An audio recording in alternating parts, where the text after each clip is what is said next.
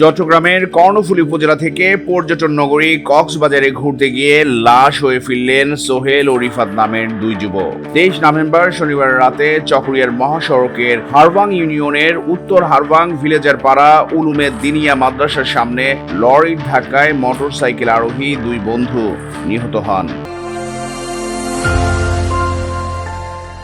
তথ্যসূত্র বলছে, সড়ক দুর্ঘটনায় নিহত সোহেল ও রিফাতের বাড়ি চট্টগ্রামের কর্ণফুলী উপজেলার চরলক্ষা ইউনিয়নে। এদের মধ্যে সোহেল চরলক্ষার 3 নম্বর ওয়ার্ড ভানুর বাপের বাড়ির হেলালের ছেলে। নিহত রিফাত একই এলাকার চরলক্ষার 1 নম্বর ওয়ার্ডের মাঝি গোষ্ঠীর হায়দার বাড়ির মাঙ্গা মিয়ার ছেলে।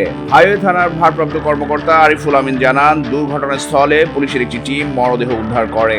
মোটরসাইকেলটি দুমড়ে মুচড়ে গেছে। এই ঘটনায় লরিটি জব্দ করা হয়েছে। রাতে নিহতের আত্মীয় স্বজন এসে লাশ শনাক্ত করেছেন। আইনি প্রক্রিয়া শেষে লাশ হস্তান্তর করা হবে। এলাকার লোকজন জানান, গত কয়েকদিন আগে সোহেল, রিফাত ছাড়াও কায়ুন সহ 5 বন্ধু কক্সবাজারে ঘুরতে গিয়েছিল। কক্সবাজারের বিভিন্ন বিনোদন স্পটে ঘুরে তারা 3 বন্ধু বাসে করে ফিরলেও সোহেল ও রিফাত মোটরসাইকেলে করে চট্টগ্রামে ফিরছিলেন।